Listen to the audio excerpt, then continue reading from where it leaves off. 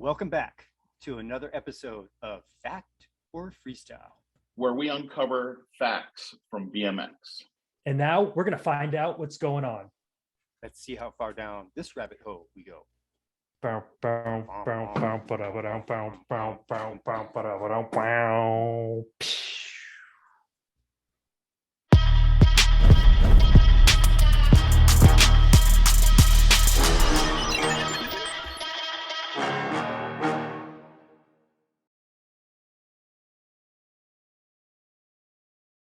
I send him messages and I don't know where he's at with it, but we'll see. Oh man, I wish we have to use a freestyler with a bigger name, or one that sure. isn't as old, that he might know somebody more recent. He seems like he's a little bit old school though. Like if you look at his bike, it's like a 90s bike. Yeah, that it does. Yeah. Hey, look at that. That's old fat bastard, isn't it? You got a Is that Moby? Is that Moby? Who is that? Yeah. Or is that the singer from Live? Who is that? Okay, we're not officially started. Is that Jacques Cousteau? Is it Jacques Cousteau? I like that he's a clock head. You got a clock head. I did see that. He's perfectly centered. I got him. Yeah, I wanted to be as cool as everybody else in this old school group. I don't have my glasses. You're not old school enough. Even Joe has his glasses on. Joe always has glasses. Very stoic today, that guy. Is John's microphone on? I want to hear him say Haro. Work for Haro. All right. Answer this, and you probably already have answered it, but why do riders from California talk about going on tour instead of tour? Tour? Are you asking me that? Anybody? Well, you're in California now. Yeah. I've never that American accent working. I've never even noticed the difference. Yeah, they say tour. I say tour. I say tour. Tour. It's like a 3-hour tour. It's like Chinese. John, let's hear your best American accent. This is gonna be great. Be prepared for a gay Texan. For what? Be prepared for the gay Texan. Was that supposed to be American, or is I mean, like when I put this accent on, I'm like, I don't know. Actually, probably someone might say I'm a valley boy instead. Hi, how are you? Oh my God, that is just so perfect. Oh yeah, it's that's real bad. Yeah, I can't do an American accent. Yeah, I can do a great American accent. With a little bit of mid-Atlantic. With a little bit of I can do a great Philadelphia accent. People tell me. Yeah. All right, I gotta go. My plumbing duties are over. All right, thanks, Warren. Good job, Warren. I'll see you tomorrow. Thanks for saving large. Yeah. Hey, John. We're not quite started yet. We're just getting ready. More people are joining. Thanks for making the time. No worries at all. I mean, have to go to the hairdressers next, and then up to Todd Lyon's house for a wee party. What hair are they going to work on? Sydney's. Oh, not yours. My little purple unicorn. Yes. Yes. Welcome, Gary. Gary, we're just about to start. We got like 10 seconds, and then we're going to officially launch. Just get all the glitches out of the way. Can we hear you, Gary? I think so. Can you? Yeah, sounds great. Oh, here's our guest. Here's another guest from Colorado. Sweet. We have a whole line of questions for Troy. Ray, did you get the questions? Yeah. Great. Yeah, I have them all. I want you to start with the first one, and we'll do I'm gonna every start other with one. 3 and then work my way up. Okay. Did you send a message to Dylan? Who are you talking about? I asked you to, in the text, I asked you to send Dylan the Who, link. me? I haven't seen any text today, dude. I've been doing that plumbing with Warren. We were at Home Depot. So whatever you're talking about, I have no idea. Oh man, I wanted to get Dylan on, but I have no questions. I don't know who Dylan is, and everything's gonna be awesome. Great. Hey Troy, how's it going, Troy? Troy looks like Jim Morrison, dude. Holy cow. Let's swim to the moon. We Troy, can't hear, put your microphone on. we can't hear you, Troy. I love that Troy is at the dirt jumps. On a Hey, did you get the beautiful, memo about we have to have a beard to be on here or what? Does somebody know how to sign language? Sound. We need your sound, Troy. Yeah. Troy, no Troy, sound. Wop, wop, wop. Microphone. Bop, bop, bop. Microphone. No? hit the mute or something. No. Mute yourself. I tried to do the deaf Gary.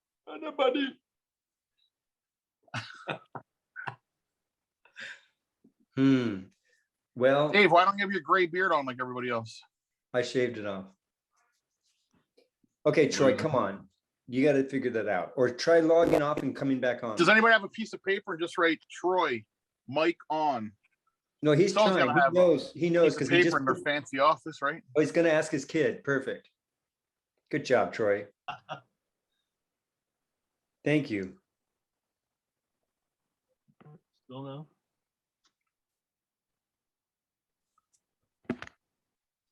Hey, guess what? I have a favor for you, Ray. Can you text Pete Augustin the link?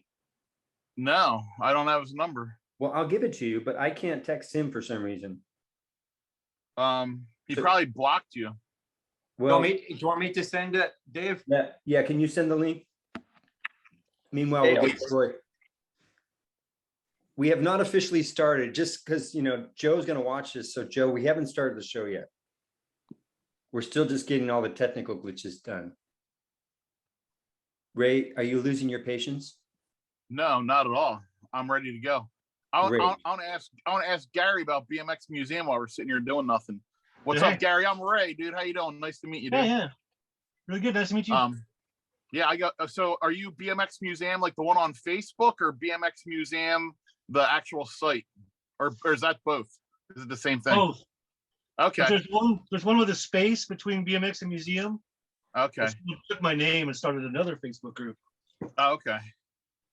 Yeah, I put a CW stunt vessel up there, and in like less than a minute, somebody PayPal'd me $1,800 for it, and that was nice. like back, and that's back years ago. Now it'd be worth $5,000 probably. Right. I'm amazed at how much bikes have gone up. Like I sold 20 bikes once for like $2,000. Just like some guy just came and got them out of my garage. Now I Right. can buy a house with those 30 bikes. Hey, Lise. Yeah, like A second. John, right? Yeah.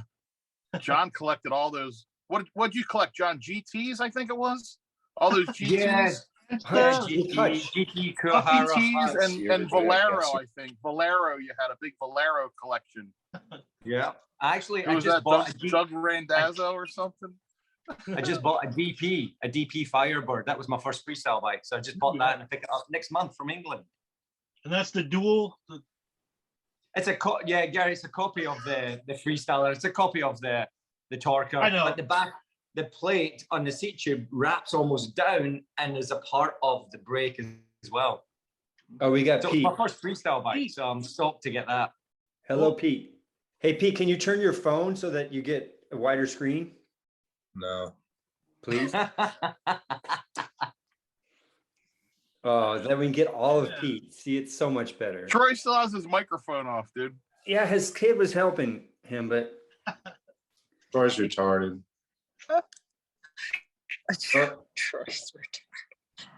someone else got the link. I don't know who else is coming on. It's Samantha Long. Who don't know that? She has her microphone off too. She might be with Troy. Down here. I think Samantha's right now. She Damn. turned her mic off. She's got Can some we kind of hear you? Kardashian goggles on. This will be the whole show, Ray, and Joe will love it. The whole show will be trying to connect everybody. Yeah. Troy, say something. We can't talk. We can't text. You can't Like do this, the sound, which is on, the mute's not. Oh, there we go. We can hear Marker? you. We can Oh, hear you you. can hear us? Yeah, we can hear you now. Your flip phone might need a charge. Hey, Troy, turn your I phone. know. Turn your phone, Troy. That's all right. I can be Sammy J. Beta should know how to at least change names. Ooh, we can do all sorts I of don't numbers. beg. All Oh, right. you're good. All right. You're good. All you need to do is turn your phone, Troy. Turn it sideways. There you go. There we go. All right. Hey, Straight up caveman shit. Welcome to factOrFreestyle. It only took us 10 minutes to get this going. Well, thanks. Maybe they're everyone for filming making Aggro it. Man and we don't know about it. Pete have a beard? Does Pete have a beard? Huh.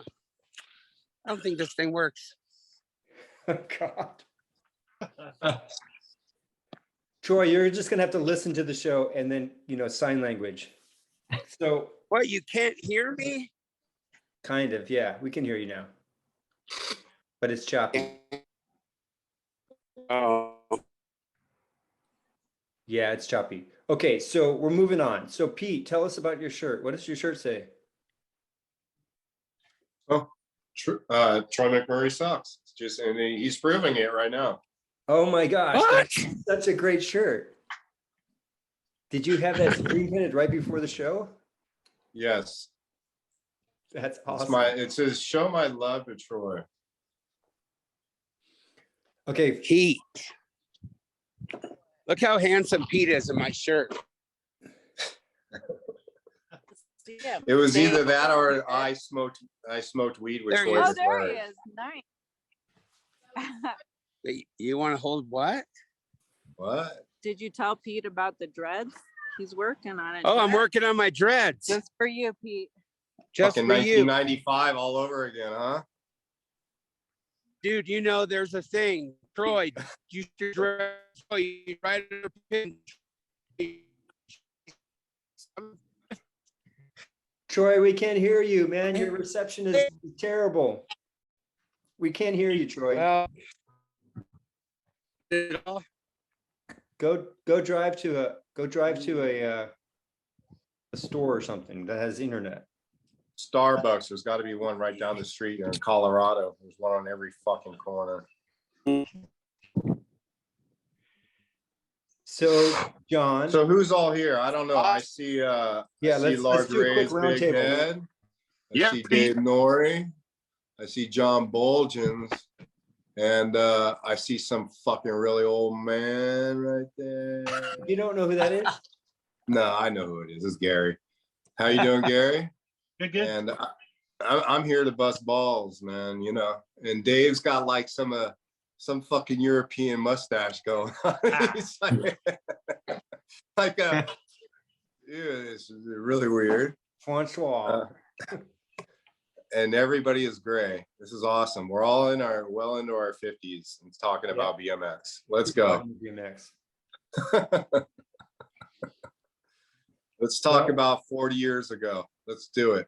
Yeah, and today, we can talk about what we did today. We don't have to go 40 years back.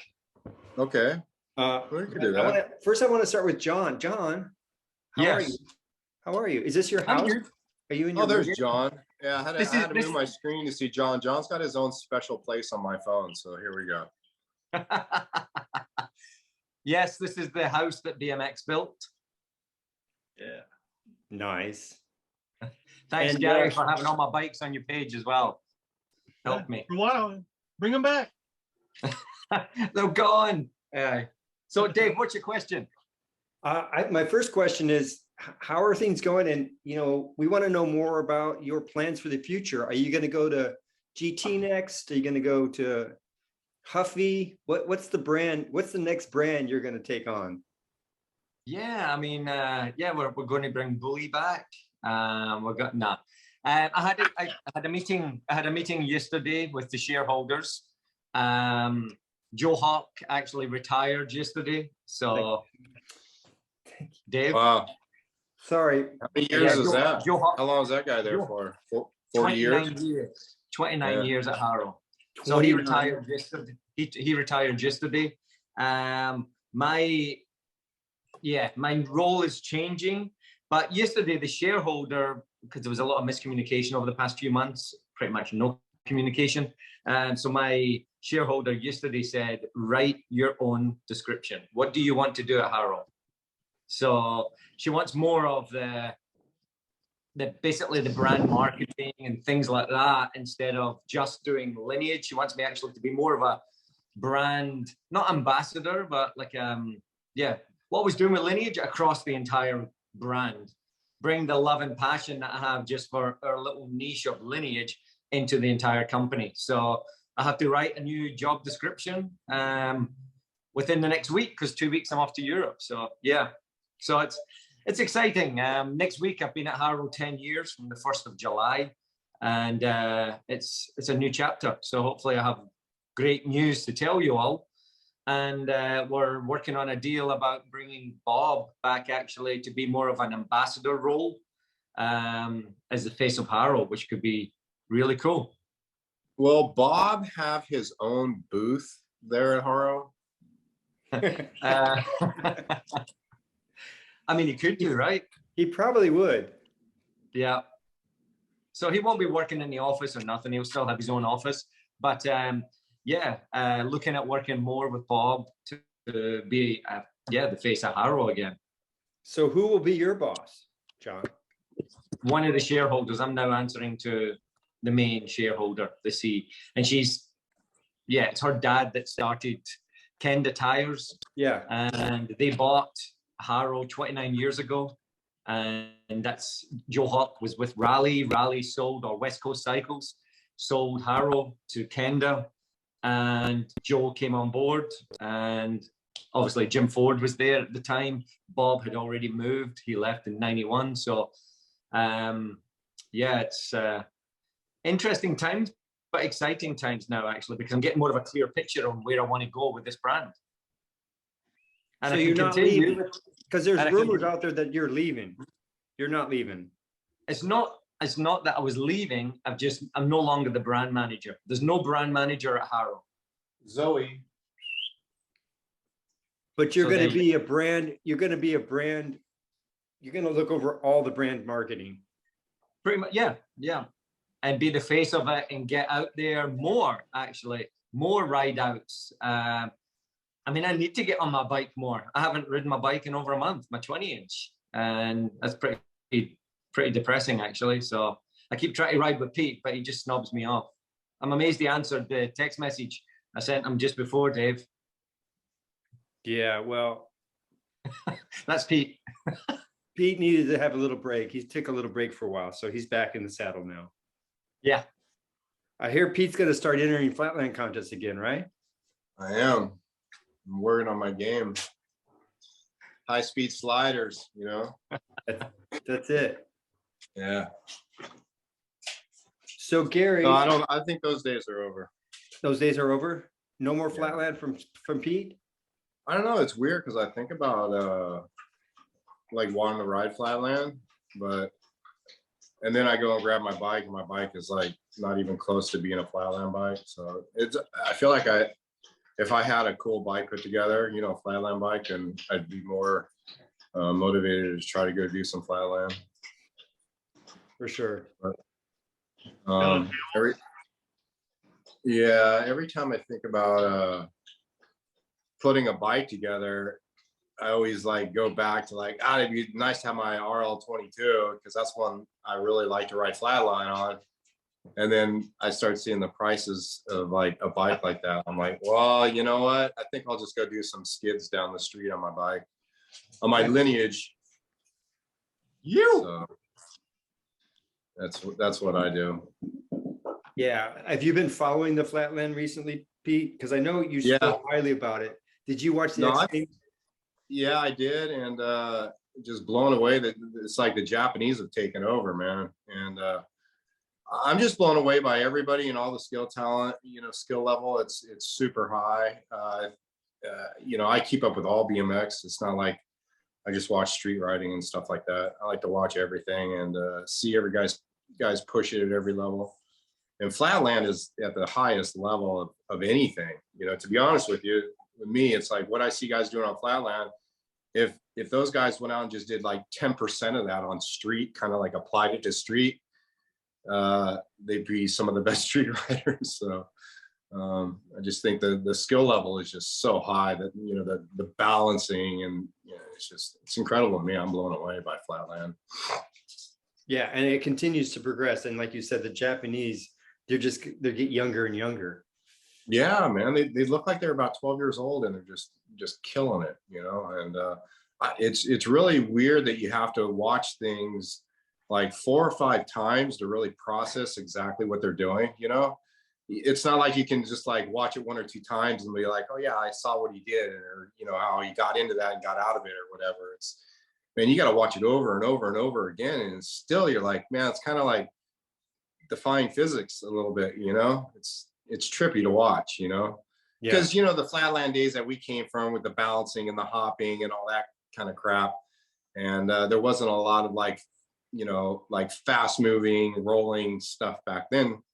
You know, there was a little bit of it, you know, but just to see what guys do now, you know, it's just brakeless. It's just like, it's just flowing. It's amazing. The linking is incredible. And yeah, you don't see that kind of technology, you know, or technically advanced riding going on in street or anything. I think guys are pushing it hard in street. I think, you know, there's some real serious daredevil shit going on. You know, like Dennis Anderson and some of those guys. Yeah, I just don't see anybody, you know, Vert or Park or anything pushing it like Flatland does. Yeah, it's crazy to watch. I went to the UCI event in Arkansas just last weekend, and so it's the first official Flatland UCI event. So it's basically the stepping stone for Flatland to maybe make it into the Olympics event at some point. Wow. So Terry Adams put it on. About 20 riders showed up, and it was only one class, just pro, and watching the riding was just unbelievable. There was a guy, Lindsay from Hawaii, who was doing stem whiplashes, everything just totally high speed. And and he was in practice and stuff, he didn't hit hardly any of his tricks. But when it came to finals, I think he qualified 7th, but finals, he just got it together and hit some big stuff. And you're just like, I mean, talk about pushing the envelope. You just so much respect for it. It's pretty incredible. You know, all the riding these days is just, you know, you think about it, you know, how far it's come, and, you know, you think 30 years is a long time, right? You know, but you really think about it, 30 years is not that long of a time, you know, and like how advanced, you know, not just the riding, the bikes themselves, you know. And sometimes I see guys like 180 gap stuff, you know, like down 15 set stairs, and the bike is just a big clunk at, you know, when they land. I always think my bike would have ripped right in half. Yeah. Like literally ripped in half. Like the bars, the stem, the frame, the rims would have been gone. You know, I remember doing like, you know, 10 set stairs and stuff like that. And you always had to think about your front end, something going on there, you know. Now we're going back to wedge bolt days. So, you know, it's a little sketchy back then, right? You always had to have that right tension, and you get it to where you're like, okay, right there, that's as far as I can go with it. And once my bike is together, I'm never taking it apart because it's working right now. Kids don't have to worry about that crap these days. Yeah, no doubt. Those kids, it's awesome. So Gary, tell us a little bit about BMX Museum, and you got an event coming up. When is that? In July? July 16th, yeah, up in Battleground, Washington. So what's happening there? It's a jam and a show and all that? Show, shine, swap, yeah. It's harvest days or something. There's a bunch of other stuff going on, a parade to ride in. Is it at the same spot that it was in the previous years at that skate park? No, so 10 miles further north, a different skate park. It is a skate park though, right? Yeah, it's a nice capsule. Cool. Yeah. And how are things been for you over the last, how long have you had BMX Museum now? Since 98. Oh, It's wow. been fantastic. Yeah, it's my whole job now. That's all you do? That's all I do. Manage the website. And beer and tacos. And beer and tacos. And I think your clientele is just growing as we get older, right? Yeah. It's gonna be more Always people. been great for me. Yeah. So you sell as well, or Rarely. Rarely, yeah. So you just collect for the museum. Right. And is You it have multiple? advertising Do you or is have- it from each sale? No, I need to get a percentage. It's just $20 a year Wow. since 2006. Hey, And Pete, how- if you ever get a chance, you got to go to Gary's house. Yeah. Underneath is you can hardly walk. There's that many bikes and frames, and it was funny, mate. I couldn't believe, Gary, you actually had a Pilgrim head tube from a snapped frame. Right. From the X Games. Yeah. Who was that? Oh, was that Vince Byron that broke it? I can't No, remember yeah, who gave you that. Was it Vince? I think Shad gave it to me because Vince gave it to Shad or something. Right, Good. right. Yeah. Oh, it's cool. It's really cool. Yeah, a lot of BMX trivia around. I think I got a casted head tube over here too somewhere. So Gary, do you go to any other shows? I mean, there's always these old, there was a show that was recently in Ohio that Mike Buff went to. And do you ever go to these other shows in the other parts of the country? Sometimes, but rarely. I'm an introvert. I don't know what it is. I like to travel. Because you probably have everything that they have at the shows already. And Yeah, right. He's already seen it's it like, all. why would I go anywhere when I have all this crap at my house? Yeah. It's fun to see. Do you have people. multiples of like everything, or is there stuff that's like damn near impossible to find? Both. Both. Yeah. Like you Can have you like find the old, something right now? all the Go find old, something, Gary. You have all the old Webco stuff, and No, I don't have any webcodes. I've got Neil Wood's prototype in front of me here. Oh, you do? Yeah. What about like what about DG? Nope, none of those. Wow. Belt buckle. Yeah. Most Is of there your anything that you're looking for? Like, is there something you've just been looking for forever and you can't find it? You don't know anyone that has something? I've always wanted an Something that RRS. I have my frame from 81 over here. An RS? Ray Oh, Schleckweg. This is mine Great. from 81. Oh, Come on. Kuwahara. I've had forever. Yeah. Votimas. Is it a Kuwahara? Yeah. Nice. Bohema. Votima. Damn. Only people from San Diego know what I'm saying when I say that. Bohema. Everybody ready? And then I what got Bohema on my do you have? arm. What do you have that you're sick of seeing that there's just so much of? But what's something that a lot of people think is great, but you think is just junk, or there's too Dinos? much of it, or Can I say What's that? dino? Dinos? anything? Really? Well, no, I have a thing. The reason I ask is people early on, like in the 2000s, people were like totally were excited about Hutch Trick Stars, Hutch this, Hutch that, the cranks, the pedals, the whatever. And like when I was a kid, anyone that had a Hutch, they were just cracked. Like everyone just like if you rode a Hutch, it was cracked, and it was known as like the biggest piece of junk. If somebody had a Hutch, you were just like, oh, that dude, he's got a shitty bike. Now, I mean, but then when you looked at like Woody Itzen and Mike Dominguez, you're like, man, those guys are awesome. But they can just after they get done their run, they just have to go have a new bike because whatever they just did, that bike's cracked in half. But now, I mean, this is like in the 2005, 6, 7. I'd go to a couple of these like backyard bike shows, and people would just be drooling over these Hutch, frame and fork or complete bikes, and I was just like, I wasn't that excited about it. But the one thing I found out that was totally weird, that these dudes that had these bikes, I'm like, oh, this bike's worth $6,000, blah blah blah. I mentioned Carl Roth and Rick Moliterno, and they go, who? And I'm like, well, this is the same bike that like Moliterno had. Him and Carl Roth had the candy apple red Hutches in Ohio, and they're like, oh, I don't know what you're talking about. And I'm like, no, the riders. And I'm like, Rick Moliterno. And the guy's like, I never heard of Rick Moliterno. And I'm like, do you have a candy apple red 1986 Hutch and you've never heard of Rick Moliterno? And they're like, no. And Jesus.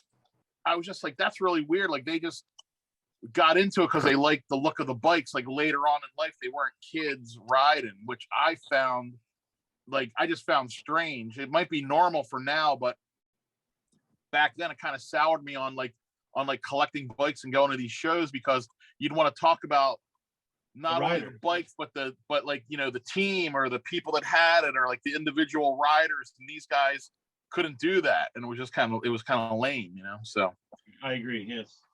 yeah, He doesn't make. I'm with you on that. I never got the whole hutch thing, to be honest with you. And people like drool over like that stuff. I have a buddy that has, and Dave knows him, this guy Mike Moore. He has a couple of old hutches, trick stars from the back in the day. And he almost parted with them with me. And because I was looking, shit, I'll just sell I'll sell these real quick. And then he realized what they were worth, and he's not going to get rid of them now. But I've never got that whole hutch thing. I don't get any of the bike stuff, to be honest with you.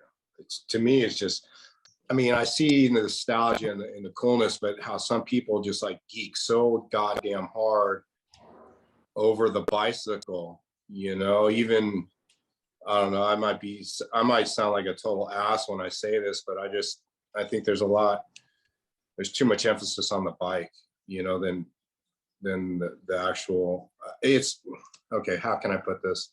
It's like being all geeked out over the paint than the artist, it's like, to me, it's all about that rider who does whatever he wants with that bike. It doesn't matter what bike he's on, to me, that's how BMX is to me. It's more of an art form than like a collectible cool thing, and it's always been that way to me.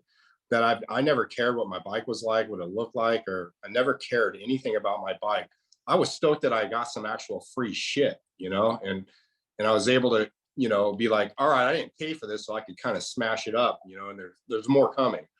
So I've always thought about like the canvas that the artist, was working with, like putting something down. When you see like a rider that you can see from a distance, I'm going to use Brian Blyther as this example, because you could be, 100 yards away and see the guy do an air, and exactly who that guy is, man. It's just because of that style, and it's so beautiful, and to me, that's what BMX, it's not the bike. It has nothing to do with the bike. Yeah, whether Brian was on a GT or a Haro FST, you could still identify, right? Right. It didn't matter what bike he was on. It's just like when Mike went to, Haro to Hutch to Diamondback, it didn't matter. It was still Mike D, and Mike didn't care what bike he was riding. I'll guarantee you that. He was just, laying down this beauty of bike riding, where you're just fixated on him, like how good he looks riding his bike, how, amazing the airs looked and how effortlessly, and, and that's, to me, I guess that's what it is, and then you have, guys like Troy McMurray that are just like, a beast, like an animal cat. Like there was no, like, none of it made sense, but it was just like chaos. But it was awesome, insane, that some of the shit that Troy was doing at the time with 360s and, bar 360s, crooked grinds on rails, fakey crooked, just like, that kind of brutal style. So there's all these different styles. You got guys that flow, then you got guys that are just like super gnarly, and they just hit it super hard, and you're like blown away by that, I don't know. I'm rambling on. I know that, but no, you can ramble. It's good. I just think that to me, it's all about. Hey, can you hear me? Yeah, we can hear you now, Troy. Hey, can you hear me? Yeah. Fuck. Oh no. Ace. He's at Starbucks. Pete, look where he went. Did he really go to Starbucks?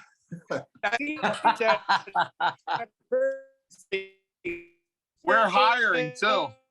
He's got to turn on his Wi-Fi. Yeah, you got to go to the Wi-Fi, John, and Yeah. type it in. I'm at Starbucks, but I'm still using my data, man. You gotta go to Wi-Fi, man. Closed. Hey, they're closed. And I'm like at 11,000 feet in elevation in the mountains. So I'm surprised it even works at Starbucks. All There right. you go. There you go. It works. I can't. Oh, there's Troy. It's like he's at the Damn, International dude. Space Station. You ever think about getting a fucking haircut, man? Maybe shaving, looking. You're looking. I think he's going to get a Charles caveman, Manson Troy. lookalike contest. So like, all right, then. So they're growing out. Everyone wants 3 things from me: rocket, truck drivers, ride a war pig, and grow dreadlocks. It's like it's fucking 1996 all over again. As I was gonna say, it's 1995 all over again. You just got to get a Puma fucking outfit, the Puma outfit. Remember? I just got to get somebody to give me a free pair of shoes. I don't even care if it's Puma. You got to hit up, I don't know, Vans or something. Vans No, give shoes to I'll be all everybody. right. Done a great shoe store called Famous Footwear. They have these things.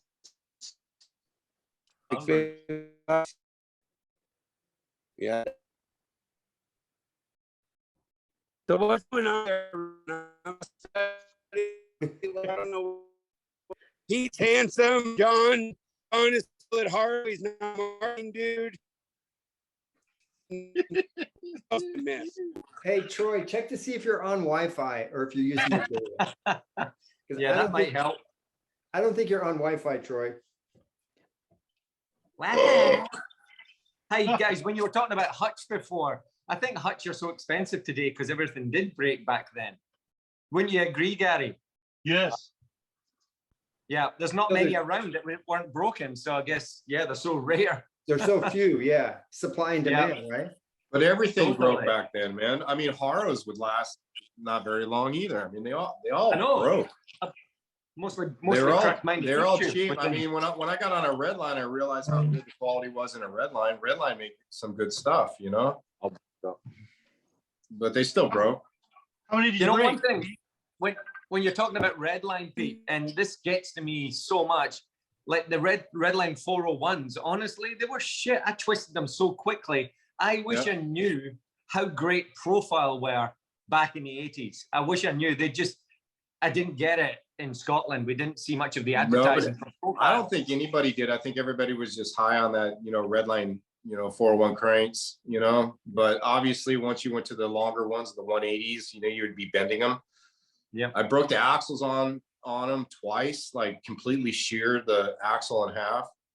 Yeah. And and then you would sometimes you'd see my bike, I'd have 1-piece cranks on, like around the Dirt Brother days, because we got sick of the damn red line cranks and always having to bring Allen wrenches with you, to keep your cranks tight and stuff, so we were really trying to keep our bikes simple, and so we could go ride 20 miles and be able to make it back home, so we'd have a tough wheel on the front because you always blow out your front rim, and then 1-piece cranks and grind disc, a heavy duty chain, so bikes just sucked back then. I mean, you look at what guys were doing, like not trying 900s on it for a tank that was going to shear in half.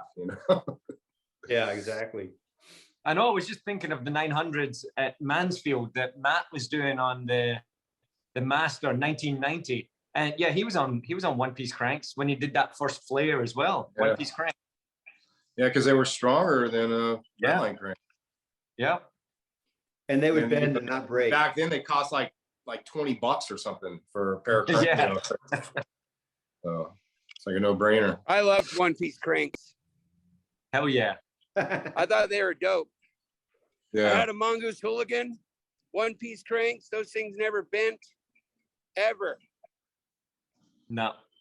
Yeah, and if they did, you're like, oh well, fucking $20. Go get another pair and slap them on real quick. Yeah. Dude, my favorite was Man, you had those brand new chrome freaking flight cranks with the what was that? Damn, what was that bottom bracket that they had? The precision bearing.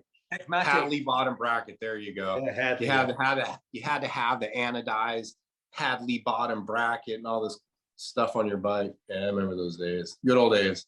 Like with the the graphite tufts with the Campanolo hub and cheesy axles. So axles that like your axle nut would stick to. What? I loved when your axle nut would stick axle. Oh yeah. Remember You're we like, had, damn it, like the Dave, wedge bolt when you tighten.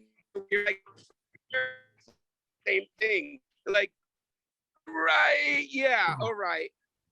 Yeah. All right. You got to know exactly how much to tighten it. Dave, you remember we rode with those Skyway aluminum pegs? Oh yeah. I remember I was trying to learn grinds on it was at a high school on the metal bleacher benches, and I was trying to do like feeble grinds on it, and kept like ripping the peg right off, and then trying to cross thread it back on so it would hold my like keep trying to do grinds. Hey, I have a Skyway TA, Gary, and I'm wondering how much you think I could sell it for. It's the complete 1984 Skyway TA. What do you think that would sell? I'll give you $40 for it if it has one-piece cranks on it. It has one-piece cranks. It has, yeah, I'll give you $50. It has Araya rims, blue anodized. That's your original. That's your Skyway from back in the day. You still have that? Yeah, I found it. Yeah, so I went to Chicago, and my brother's like, "Hey, you know that bike that you gave me 30 years ago? It's been down in the garage all this time, down in the basement." Fucking way. He pulled it out, and it was exactly. He changed the handlebars. It's the only thing he changed on it. Wow. It's the one I rode in the first contest in '84 at Huntington Beach. Well, that makes it worth about 10 times more. How much is it worth now, Gary? Let's put it up on the museum and see what you can get for it. Yeah, what would you put it up as? As your bike, as the Nori TA. Other ones sold 2,900, 2,500. I'll start the bidding at 400,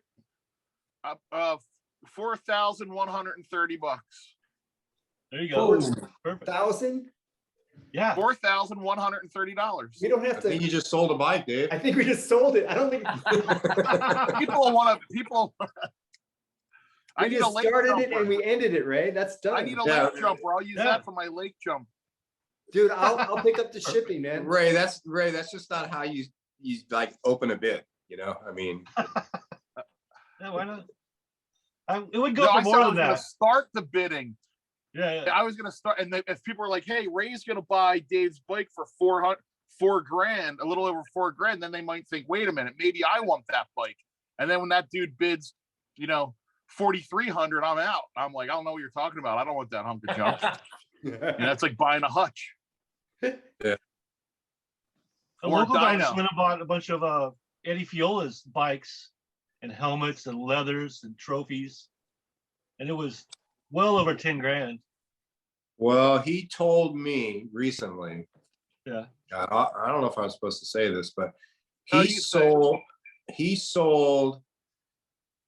his yellow bike, the yellow GT, with the helmet and with the trophy from the King of the Skate Parks to a guy.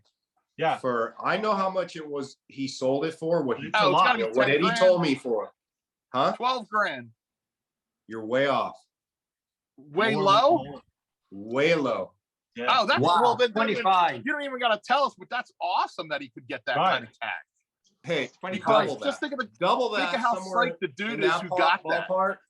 Yeah, but he recently, I believe, just did this, and when he told me the price, I was like, God damn! I should have held on to some of my shit, But I didn't have, The same guy has the yellow red line from Rad. He thinks it's the one that was in Rad. He paid a lot for that one too. Yeah. The last time the guy sold that, or the guy who bought it, probably only paid, what was it, like $5,000 for it, right? Yeah. Something like that. Yeah, and now that's somebody right. will pay more than 10. No, right? Someone did pay. I believe someone did pay 10 for it, right, Gary? Around there for that red line. More, talking about? That's crazy. You know what? I think it's the same guy too. I think it is. It is for sure. Yeah. We gotta have that dude on, Dave. Yeah, we have to get that dude on tomorrow. Gary, send me his name. Find out who that is and get him on. Okay, I'll send it to you. I know. Okay. Yeah. Send it to Dave. Yeah, send it to that me. Would be great. I'll ask him to be on. Like that. I love speaking to mentally ill people in a good way. Not that he's mentally ill, but he's mentally ill. I agree. You spent over the only 50 grand. Only person crazier than that dude is when John bought all them damn Haros, and he had 75 of them and didn't know what to do with them. Yeah, how much have you? No, he had a plan. I think John knew he was going to eventually sell them all and cash in on them. I just like picking on him about that because I thought he was nuts. Well, I am nuts. Hey, actually, can I tell you guys, this is really cool.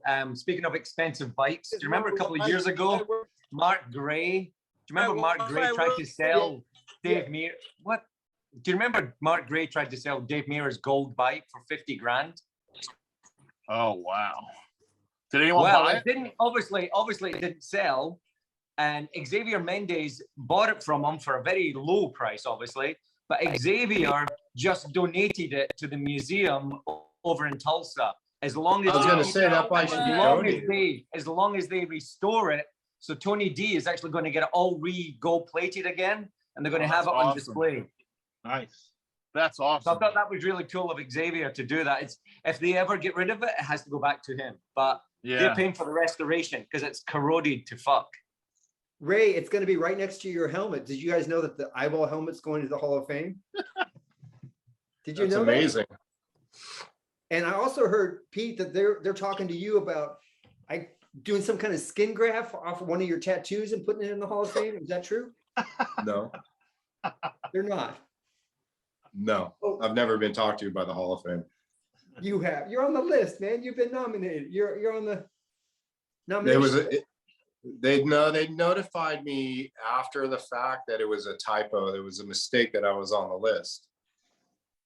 What? Oh, was it Pete Lakarovich? Is that who was? No, they're just messing with you. No, I think it was supposed to be Pete Kearney. Pete Kearney. Oh, dude. That's who they meant to put on there, but somebody fucked up and put my name on there. There's no way that Pete would get nominated before you. Are you serious? No. I mean, Pete did a lot of good stuff, but you think about it, he entered more and won more, placed higher at contests than I ever did. And he also knows a lot of people. What about okay, you guys know I'm best friends with Gary Pollock, but do you think Gary Pollock had a bigger career than Pete? Pete Kearney?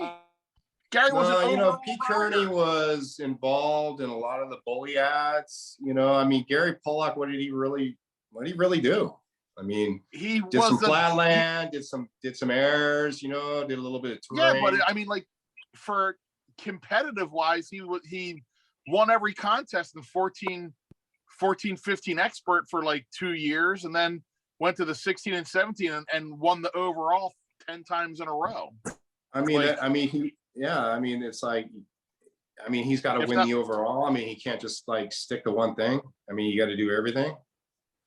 Well, what did Pete do? Pete was a flatlander that rode for, Pete. But he was connected. He was connected to RL. No, it's more of a popularity contest than I guess. There. That's why I believe Kevin Jones is going into the Hall of Fame, because of the popularity and what a social guy he is. I mean, he's just out there amongst the people. I don't think Kevin's that popular. I think he changed Flatland. I thought that's why he was going in. You know what I mean? Like he showed up with tricks no one ever did for years. Yeah, maybe. There was also, there was a lot of people changing the game at that time with Flatland. I mean, you have guys like, Lungmuster. You have guys like Ice Money. Do you remember him? Ice Money was dope. I can't believe he's fucking limo. I mean, how do you deny? He carried a blank in his teeth. Another one was amazing. Phil Dolan. Do you remember that? Phil Dolan. Yeah, Phil Dolan. Yeah. What about him? He said, I can't believe you know, Pete, I can't believe you know who Ice Money is. That's great right there. I've been following his career since the beginning. Well, it hasn't started yet, so I don't know what you're following. This dude used to show up in a limo, and it was just amazing. It's just like, it's like watching someone die, So good. I saw him at the Warped Tour, put on a full face helmet and chest plate, all the pads. Yeah. He'd sprint back and forth on the flat outside of the ramp by the flat bottom and work up a big sweat, take his helmet off, and then go to where the kids are and sign autographs for an hour.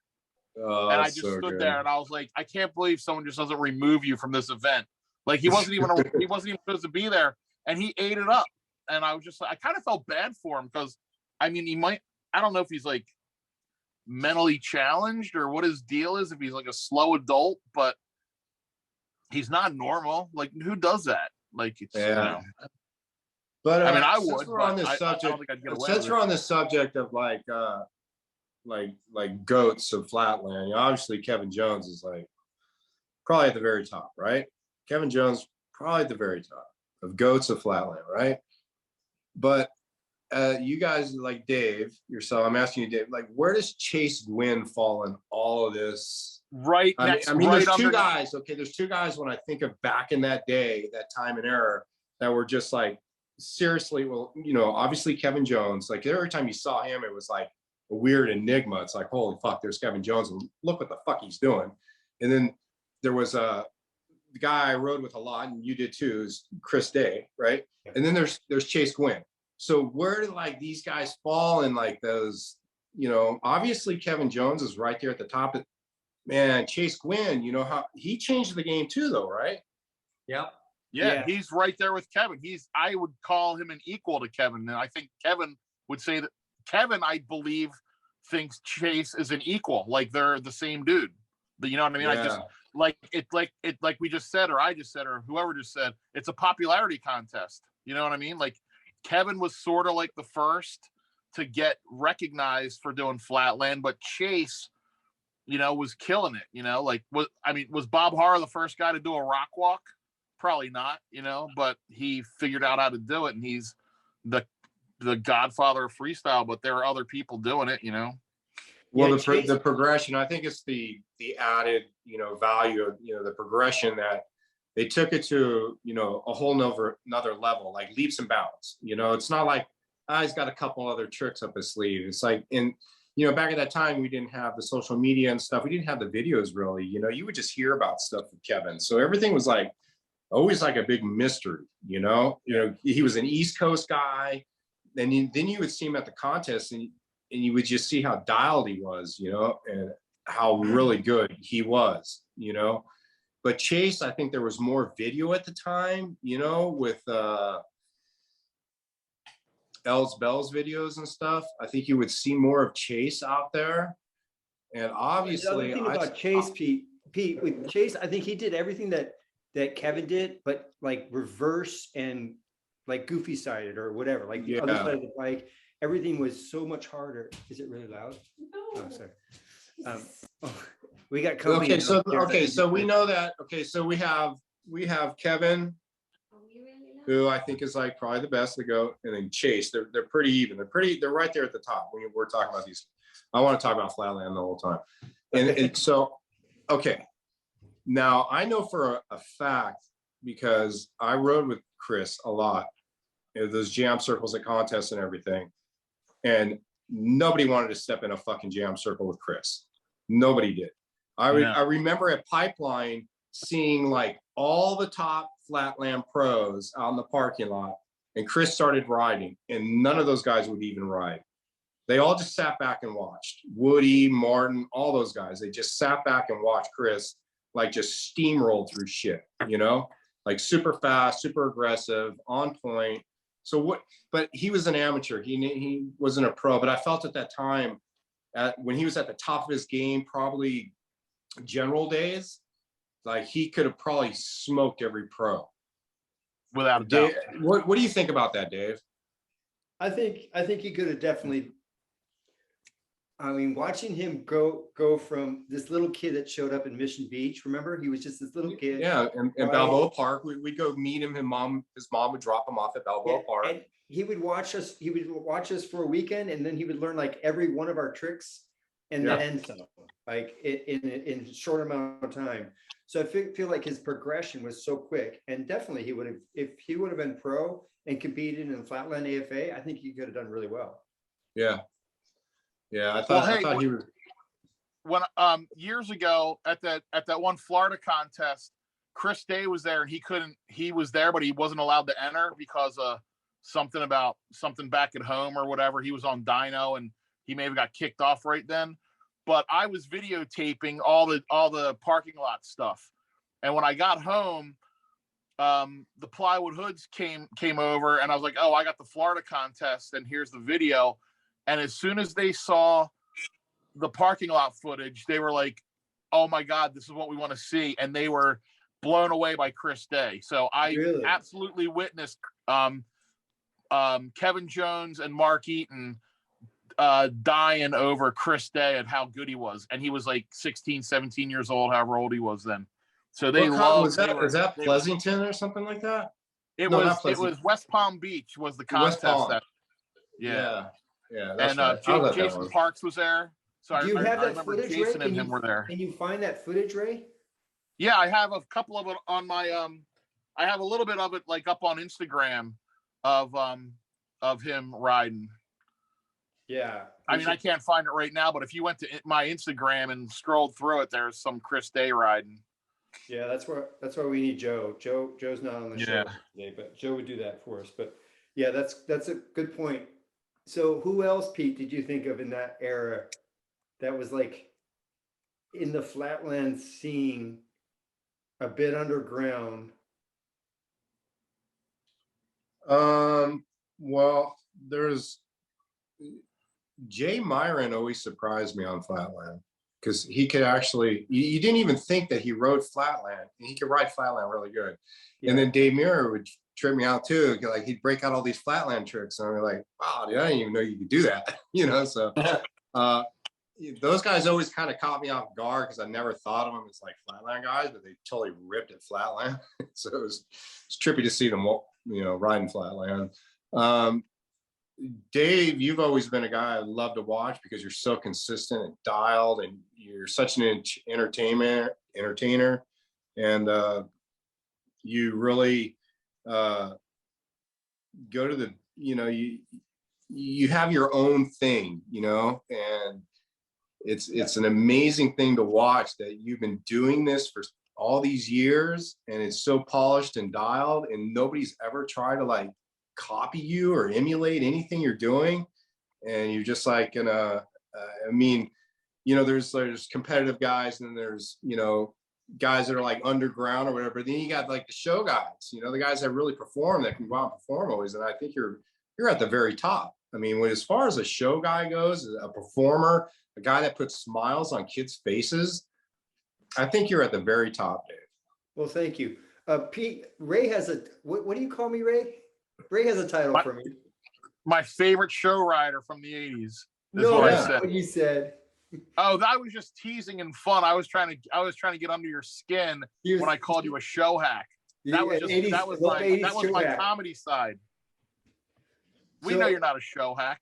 So Pete, thank you for that. That's awesome. And that's always how I've been. It's like I'll go anywhere where there's a crowd and a bit of music. Like that's all I need on my bike. And recently I entered in that UCI contest in Arkansas I talked about earlier. And I did a show. I mean, I did all my show tricks, and you have 3 minutes. And I was surprised that I was able to last the 3 minutes, because that's long for me now. Like, that's tiring. Buffing 3 minutes of Flatland. But I've changed my game now. My game plan is going to be different, Pete.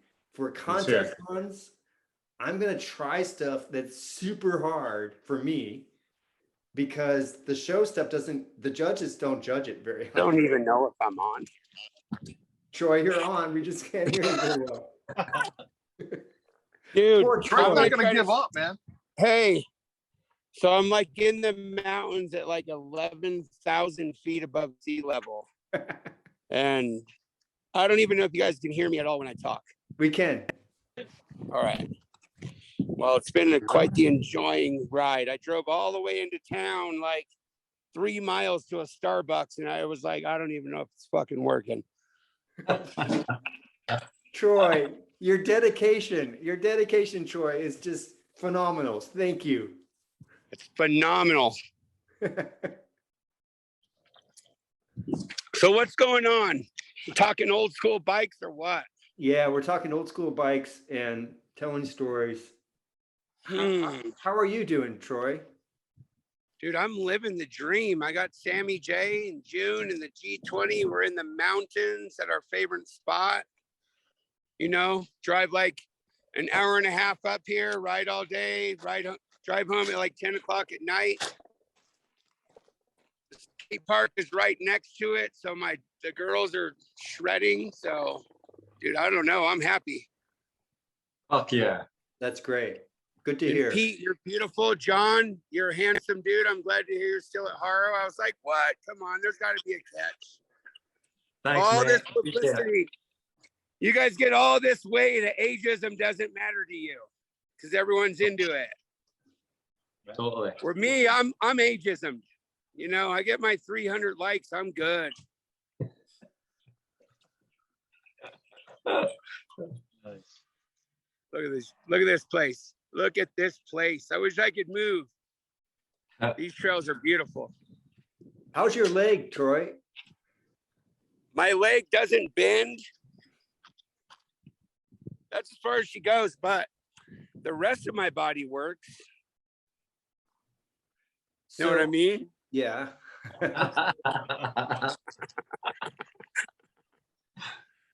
You try some yoga. My reclamation bike is pretty sick. Ooh, that's not old school. That's okay. It doesn't have to be old school, Troy. That's not Lennox brand.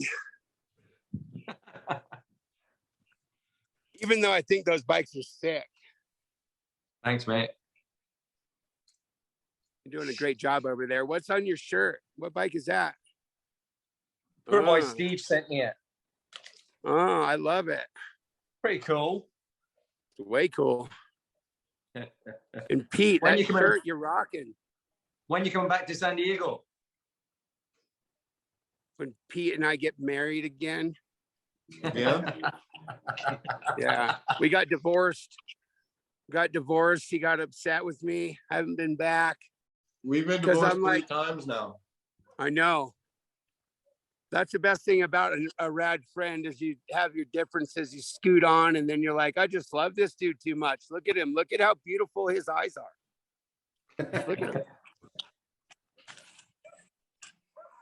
Hey guys, I'm sorry, man. I have to go. I'm heading up to Todd Lyons' party, and I was meant to be there an hour ago, but I said to Dave I would join you guys. So keep chatting, and I'll see you all at Woodward hopefully this year. Hey, We'll see no, you. we asked Todd one thing though. Ask him if he's going to start a new movement with mini bikes. So I heard something that he's going to do like 6-inch wheels. Is that Six. just ask him if that's the next movement he's going to take on. All right, I'll ask him. All right, John. I'm All glad right, to hear you're thanks for still having in me, Haro. guys. Hey, John, take it easy. Yeah. Cheers, John. Thank you. I'll see you all soon, eh? All right. Later, eh? Take care. See you, bye. Finally, that guy's fucking gone, man. Jesus Yeah. Christ, what a dick.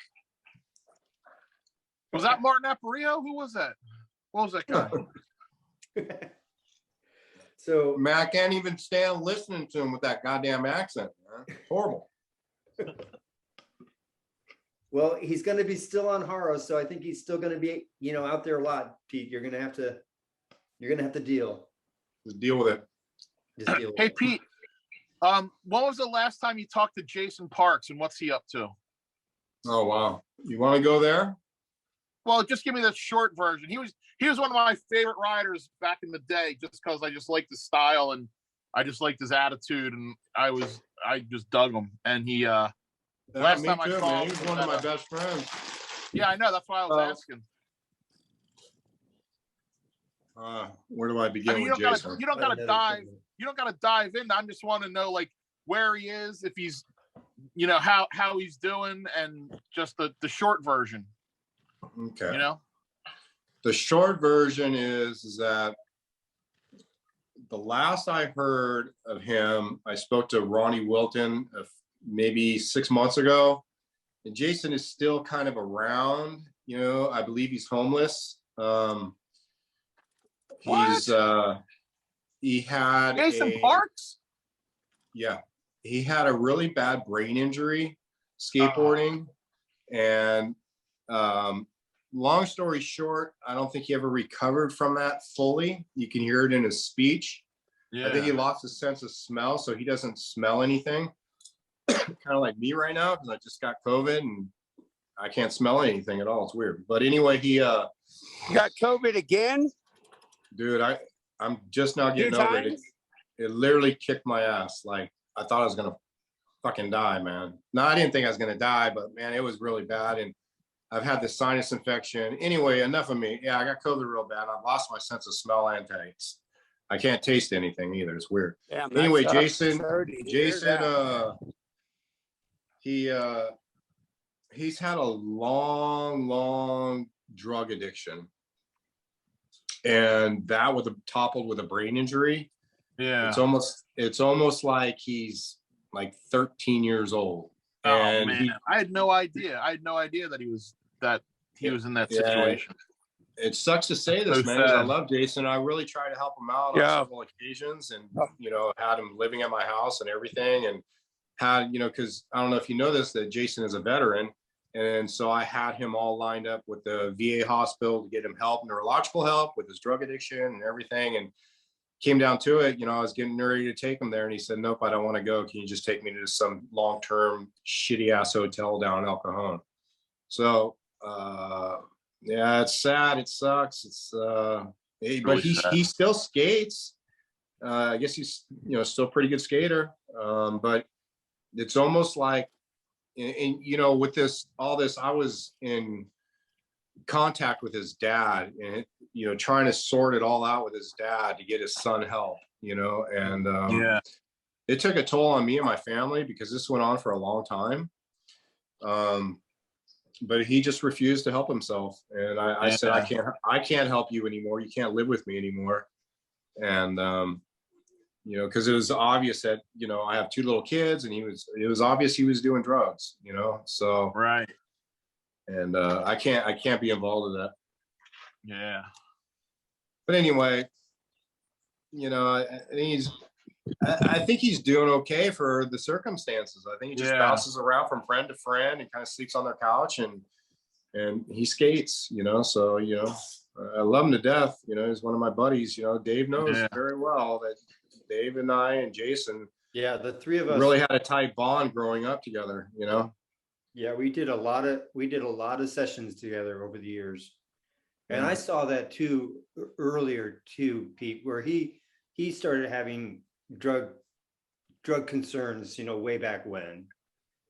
And I felt like I was on that slippery slope, and I just got out of that just because I got on the team and I got pulled out of that. And I saw my brothers, you know that, Pete, both my brothers were doing that, and they did recover. So I'm blessed with that. Not that this show is all going to be about the recovering, addict, the dumbass stuff we did when we were kids. Yeah. But here's one of the best stories right here that I have about Dave, is that Dave had this, what car was that? It was like a Cougar or something, right? What car did you have? What was Mercury Cougar? What was it, Dave? It was a 68 Cougar. 68 Cougar, beautiful car. And Dave was at my house, and something happened to this car, and it wouldn't start. So there was a gas station across the street. So he pushed it over there, and he was going to have them work on it in the morning, take a look at it or whatever. And Jason and I were in my room, and I had a ton of these Haro packages. You remember on the rear chainstays on the Haro, it'd be a chrome sticker. It said Bob Haro. And they had Mike Dominguez ones too. Yeah. I had packages of these fucking stickers, man, like thousands of them. I said, let's go hit Dave's car up. No. We fucking covered the whole car in these Bob Haro stickers.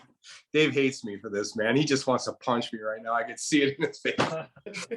So we covered his whole car. Dave calls me comes over the next day, so pissed off. Not only was his car covered, when he went to take the stickers off, the sun had baked it so much so you could see the sticker outline and all. But the owner of the gas station, was so pissed at Dave because all the backings of the stickers were all over the ground everywhere. Do you remember this, Dave? I totally remember this. Yeah. Yeah, and the car, so the car, Ray, had it was already oxidized. It was an old paint job, it wasn't super shiny. So any bit of sun would, you could see it. So basically I drove around for the next year or two, or however long I had it, and it was like a checkered car. So, I mean, they covered it. It was probably over 1,000 stickers on it. Yeah, we were out there for hours putting those stickers on and lining them up all perfect, just like Bob Haro over the whole thing. It was kind of funny. It was $10 a piece now. I was so jealous that Dave got a sponsorship. I'm gonna say it, man. I was just like, God damn, man, fucking Dave. And then so Dave gets on Haro. Eddie Roman gets on Skyway. Jason Parks gets on GT. And I'm like, I fucking suck so bad. I can't get anybody to sponsor me. These guys got like the 3 biggest companies sponsoring them. Like my friends that I ride with all the time. So every time I went out riding with them, it was war. It was on. It was like big time vendetta. It was like, you fucking suck. Okay. I'm so much better than you and I'm not sponsored. It's because I was an asshole, right?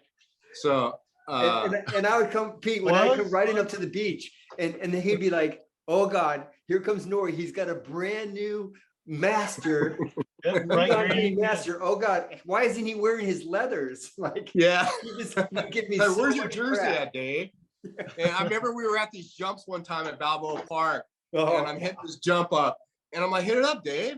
And he's like, I don't know. It's pretty far. It's a pretty long jump. You know, it's like this double that we built. And Dave wouldn't even hit it up. And I'm like, come on, man, you're a pro. Yeah. I thought you were like a fucking pro, dude. Man. Oh, dude, up, I hate that shit. Come on, dude. Do this because you're a pro. Oh, dude, I gave Dave so much crap. Dave just like took it all in stride. I'm like, man, I guess we are really good friends because we can really harp on each other like this and still be friends. I know. I don't know what it was like. I just wanted more. It's like I would show up. I remember that it was Balboa Park and it was the drop off to a big step up. Okay. And I had done it before on my Skyway with freewheel, but now I had this big that's right. You're on coaster. And I was on coaster brake and I had this brand new bike and I'm like, oh, I don't know. And I had coaster brake and I wasn't really riding much jumps because I used to jump.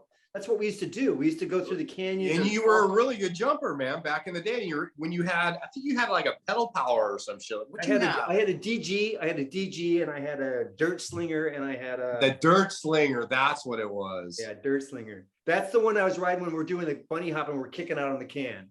Yeah, I remember that bike. So Pete, I had the torque. I had the torquer too with the CW bars and Botima forks. Yeah, Ashtabula cranks. I was so stoked on that bike. Pete, were you sponsored by Schwinn and CW at one point? Yeah, like not at the same time, but were they like your main like factory sponsors, or was there anybody else? Like, well, I was sponsored by Schwinn, and then I got on CW, and I was so excited about CW because I was gonna be touring with Diz, and Seppi had just left CW. Right. I was kind of bummed about that. And I was the guy that was kind of replacing Seppi to go on tour with Diz. And they had posters made up for our tour and everything. Yeah. But they made a mistake and sent Diz and I to a contest in Oregon. And Oregon's a really weird fucking place. And weird shit happens in Oregon. And when you have 2 guys that, you know, may or may not partake in some illegal activity and are totally into like death metal and shit like that, bad things happen, and bad things did happen. And after that, I was no longer a part of CW.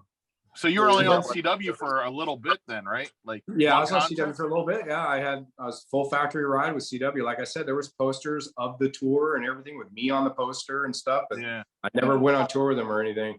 And then after that, I kind of floated around and was like a test rider for the magazine. I don't know. For Freestyle. So I was a test rider and did that for a while. I did a few tests. I actually did a test or 2 for BMX Plus as well at that time. But and then through the testing, I did a test with a red line, and I really liked the bike, and they were local. It was Seattle Bike Supply, and Gork and Big E were kind of like running it over there, or you know, they worked there, and I got hooked up with Redline, and that was like the best deal because I got whatever I wanted. And now I think about all the stuff that I either broke or gave away, all the forklifter bars I gave away and stems and all that stuff, and I'm just like, holy crap, man, I can't believe I didn't hang on to any of that stuff. It's insane, man, how much that stuff costs. But I had at one time, I had 4 RL22s put together, all built. No, really killer. I had a white one, I had a chrome one, I had a black one, and I had a yellow one, all No, wait, a red one. Yeah, I had a red one, a white one, a black one, and a chrome one, all built at the same time with flights and, you know, forklift or stand So bar. in today's world, you had 25 grand just sitting there. Yeah. I used to go into Seattle Bike Supply, and literally they had shopping carts, and I'd grab a shopping cart and I'd grab 2 sets of flights, 2 bikes, and they also had all the killer tools, you know, pumps and all the wrenches for your headset and the wrenches for your pedals and all that stuff. And I'd fill up a shopping cart or 2 full of stuff. And yeah, that was my best deal. Yeah. I remember when you got on Schwinn and you got a full color page ad doing a balance trick in front of the dinosaur. And that was my payback to you. Like, that's the Peter Custom I remember. that was the payback, because I was like, all the times that Pete used to say, "Oh, here comes Haro's little puppet. Here he comes, Dave Norrie. He's gonna come out here and do a Gumby green bike." Man, that was like a bad deal, man, because we went out to go shoot some stuff. It was Ron Wilton and I, and they went out. We went out with Schwinn, and we went out to like Palm Desert. We went out to Las Vegas, but they could never use any of my footage because the guy said, "You need to sit still. You need to sit still. Okay, you can't just be hauling ass and doing a 180 big slide. I can't take a picture of that." And I'm like, okay. And then so we were out at that thing in front of the dinosaurs, and I was doing like, you know, 540 spin into cherry picker and spinning the bars and all this stuff. And he's like, "No, I can't use that. I can't use it. I'm doing all these tricks. I'm doing a handstand. I'm doing all this stuff." And finally, as a joke, I did that. And the guy liked it. He goes, "Oh, do that again."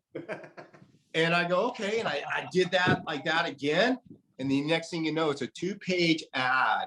And this is the worst part about it, is that back in the day, there used to be Schwinn stores almost in every city. And you would walk into the Schwinn store and there would be a poster. There would be posters on these chrome stands, like as soon as you walked in the store. Well, that damn thing was a poster in every store you walked into throughout America. So I'd walk into a Schwinn store and there's me in front of a dinosaur, you know, and it's just like, oh my God, man. Were you wearing those Life's a Beach shorts? No, I was in a full-on Schwinn uniform. I think I even had goggles on my helmet. Yep, goggles. I had the whole 9. I was taking it all, man. You know, like full on, as bad as it gets. I take credit for that, Pete. I think it's all my influence. All my influence. It finally showed up, and you got a 2-page spread. Yeah, in every Schwinn shop. It's what you had to do. It's what you had to do to get sponsored back then. It was horrible. It's like, okay, you can ride really good, but you're not our image. I remember Scott Bryhoff saying that to me, man. He goes, you know, I love you. I love what you do. I don't think you should change anything, but we can't sponsor you. And I was trying to get on SE back then. He goes, we can't sponsor you. You're not our image. He goes, but just keep doing what you're doing. And after that, I was just like, fuck you, Scott Bryhoff. You know, I was so pissed off, but after years passed, I realized that he knew what he was saying, man. And, you know, it was actually really good advice. And he was the only guy that kind of stood up to me and said, "Nah, man, you're not for us." You know, everybody else would kind of beat around the bush. "Hey, yeah, we'll get together. We'll call, send an email or something." And it never came to anything, you know, because I was just a little too reckless for some of these companies. And I didn't want to do what everybody else was doing. I just wanted to do my own thing, you know. I didn't, you know. And once I got hooked up with Life's a Beach and like Airwalk, and they didn't care. They're like, you know, I remember having these conversations with the owner of Life's a Beach. He's like, "Hey, there's this contest coming up. You want to go to it?" I'm like, "I don't know. I'll probably get dead last." And he's like, "All right, perfect. Let's go, man. Just get some coverage, you know." So I was happy with that. It was really cool. Yeah, that's awesome. So here I go talking. Bad boy ad, terrorist print hats and shirt. Remember that one, Pete? Yeah. What is that move you're doing? It was to be honest with you, it was like a weird, like inverted boomerang trick that I was trying.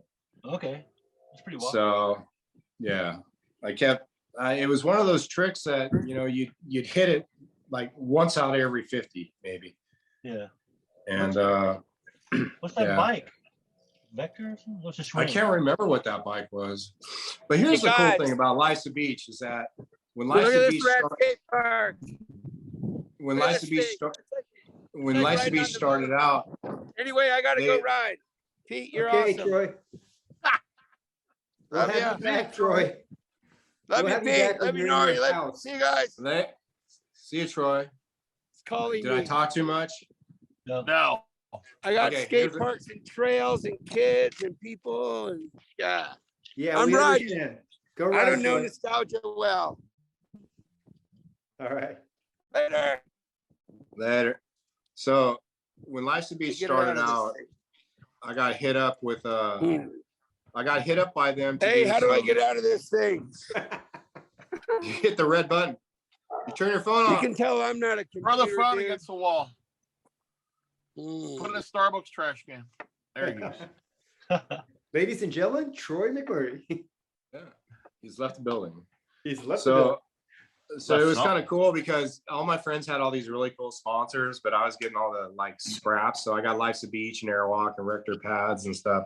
All my friends had like really big sponsors, but I was stoked on Life's a Beach because they didn't care at all. Like they did not care what I did. You could do whatever you want.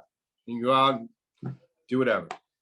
And it was myself, Mark Gonzalez, the skateboarder, Dave Kennedy, the pro surfer, and Ricky Johnson, the motorcycle rider. It was us four that rode for Life's a Beach in the very beginning.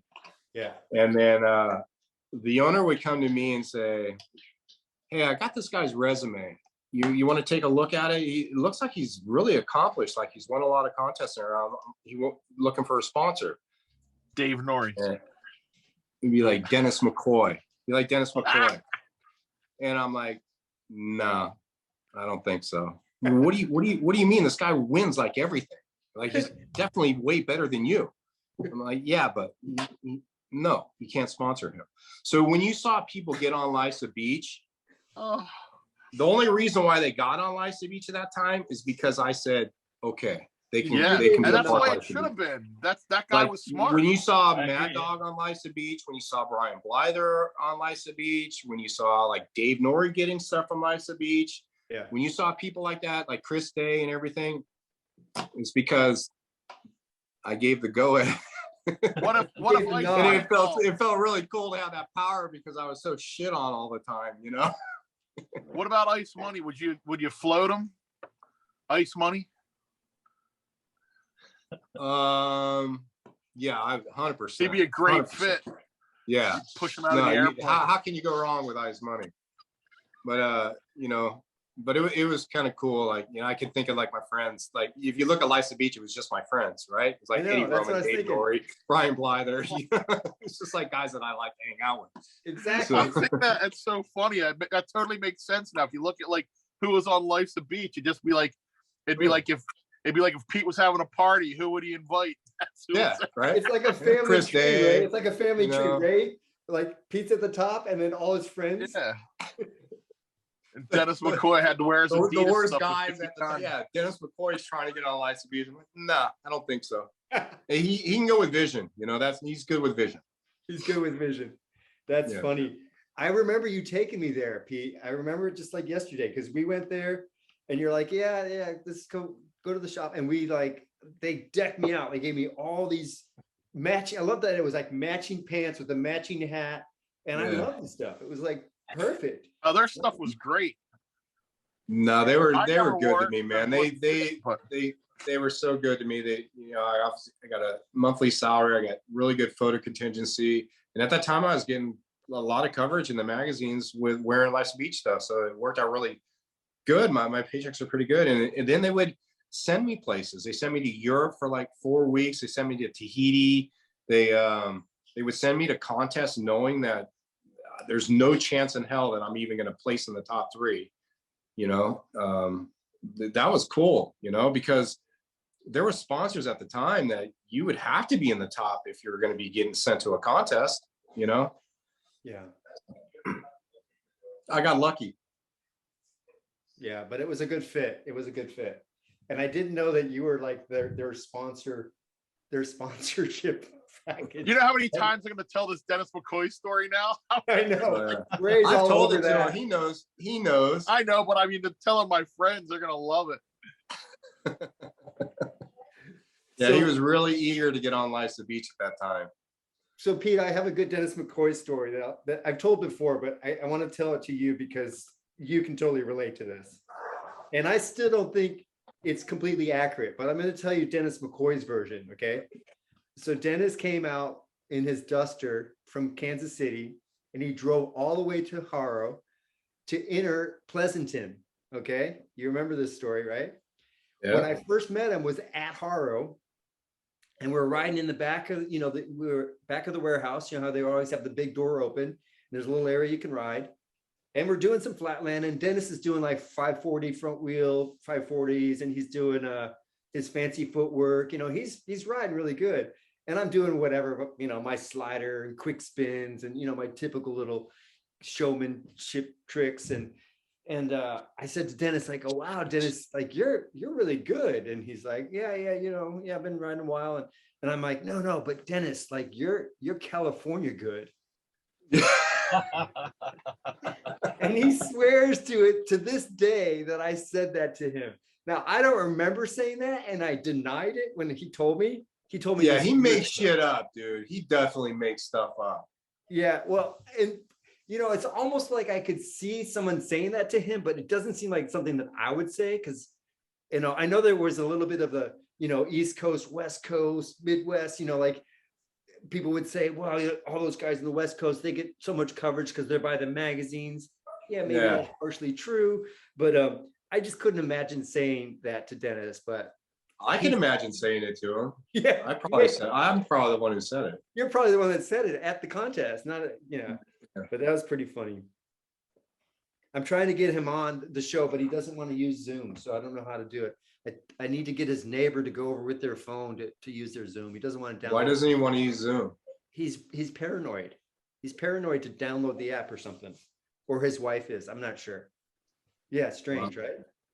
Yeah, it's really weird. We've had him on, and I've had him on my tablet or my phone. I'm like, okay, here's Dennis, but we want to, especially with Ray. Ray's got all kinds of crazy stories. Hey, Ray. I don't have any crazy stories.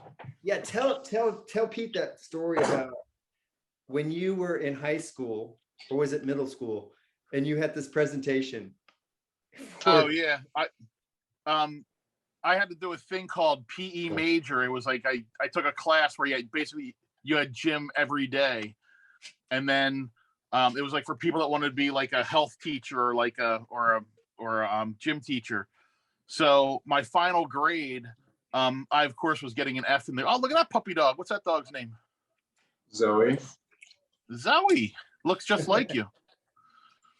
But so I was I had the last day of your grade or whatever, or to get your last grade, your final grade, you had to teach the class something. So I was like, all right, I'll teach them BMX freestyle. So the ace up my sleeve was that Gary Pollock was a grade below me, and he was my friend. So I'm going to bring Gary in, and he's going to do like a 5-minute routine and show these guys what BMX freestyle is. And I'm going to bring my bike and some magazines, and Gary will do all the riding, and I'll just sit there and talk like I would normally do. And so the class started. I was like, okay, here's BMX freestyle. And I'm like looking over my shoulder, trying to see where Gary is. And Gary never shows up. So I run to Gary's class, and he's taking a test. He's like, I can't do it. So I go back to the gym, and I'm like, dude, I'm going to fail miserably. This is going to be the worst. So I start doing some stuff. Like I did like a frame stand, and they're just like booing me basically. And a dude comes to the door, and he goes, hey, there's 2 dudes out on bikes doing tricks. I'm like, what? I open the door. Dennis McCoy and Rick Malaterno are doing Flatland in the parking lot. The Dan Up tour was in Philadelphia, and they were going to do an interview, and the interview got canceled. So they went to Gary's house because they're going to ride his ramp. And when they got there, they're like, hey, where's Gary? They're like, well, he's at school, and the school's right down the street. So while I'm failing miserably trying to teach the class about freestyle, Dennis McCoy and Rick Malaterno are in the parking lot. So I grab them, bring them in. I explain to them what we got to do. we get a boom box, put Beastie Boys License to Ill, and they do a 30-minute demo for 15 kids. Yeah. So it's like you have the two like best Flatland dudes of the time out of nowhere showing up and do a run at your high school for your final grade. It was crazy. Good. Yeah. And so I was explaining it to him. I'm like, dude, this is like if I was doing basketball and like Larry Bird and Michael Jordan showed up to just hang out, you know? So it was a crazy, crazy time. I couldn't believe it. And I got an A. But and then That's of course awesome. Dennis and Rick, man, they were like talking up, you know, they were talking to everybody, and everybody loved them. You know, they're like, who are these people? You know, it was good. That's cool. See, Pete, you could have sponsored, Lysa Beach could have sponsored that, and you missed out. They on could that. have, man. We could have a life. I would have loved to Damn. have Pete there. Pete would have been awesome. He'd have been grinding all the benches and doing zag nuts off the stuff. Yeah. Hey, Gary, can you tell me a little bit more about this event? Because I do want to try to make it. And it's the show. Is there going to be other riders, like other Flatlanders? Yeah, we're trying to get the Seattle guys, Pickle or whatever this man. We got some Portland riders as well. Joe. Okay. Well, a few. And there's a flat area right next to the park. Where is the museum at? What, it's in Portland? Yeah. Yes where's and no. the It's online. I have my collection in my house. so the The collection is actual in, museum is just online, like where it's a chat, John, right? Where people put up photos of their bikes and they sell stuff on there. Oh, Am I doing that right? That's Yeah. I But go all all the the I have bikes, like 600 bikes. your collection is at your house, right? Yeah. Where do you live? You live in Portland? Stop by. Okay. 600 or so, Well, You have 600 bikes? at least. What? How many members? if I'm do in you the have? area, am I welcome to come by and take a look? Anytime, Pete. Anytime. I don't I see remember- him turning anybody away. If someone loves the sport, he looks like he'd let you in, Right, you know? right. Because that's the whole point of it too, is sharing it with people. You know what I mean? Yeah. It's showing. To That's enjoy part. it. That's half the fun of doing it, is having that stuff. But and Pete having people doesn't come care over about and the check. bikes. Pete already talked about that. He doesn't care about the bikes. He's just gonna. No, he does. He does a little bit. Yeah, There's yeah. something about looking at an old, you know, if you look at a 1985 Haro Master, I mean, there's art to it. You know what I mean? And I I mean, I prefer totally know what survivors Pete was as saying. well.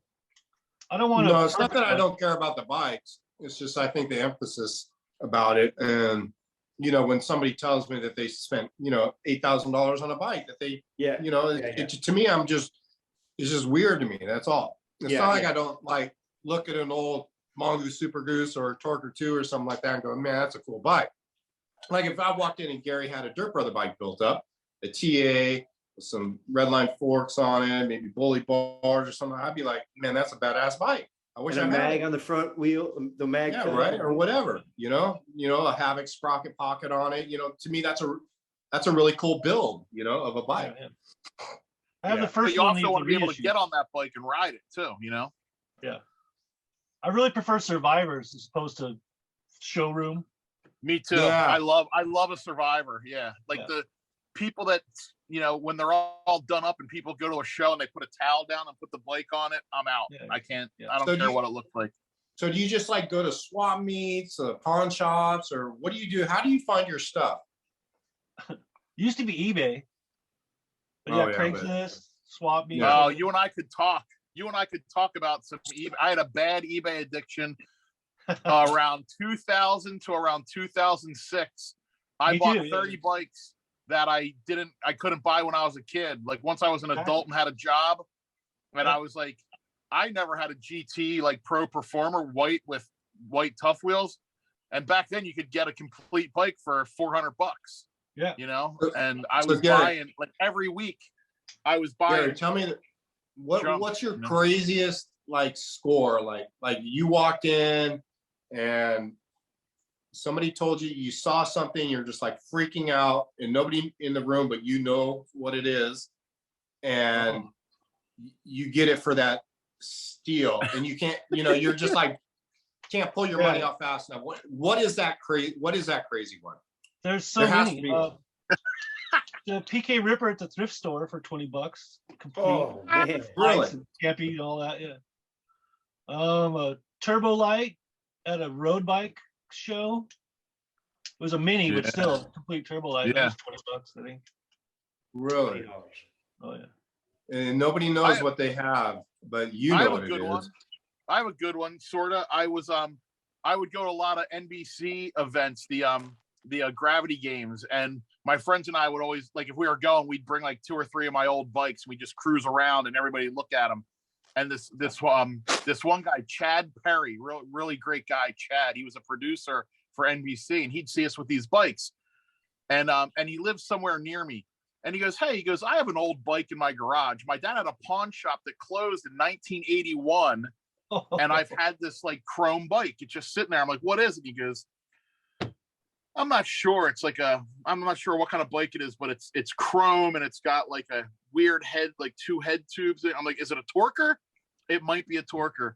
He goes, "I'll drop it off the next time I go to the King of Prussia Mall." I'm like, "You just drop it?" He goes, "Yeah, you can have it." So one day I get a call from him. He's like, "Hey, I'm in town or I'm in wherever. I just dropped that bike off." I'm like, "Oh, great, thanks." And I go in my backyard, and he dropped off a 1980 Torker with VDC bars, like brand new Survivor. Like, I mean, like the thing had like the original tires, grips, everything. And I called him. I'm like, "Dude, this is like if you're in the cars and somebody dropped off like a 63 split window Vet and just said, 'Here you go, dude.'" So like that was like, I didn't collect anywhere near like Gary did, but I had like 30 bikes, and that was like the greatest bike I ever got. It was free, which is crazy.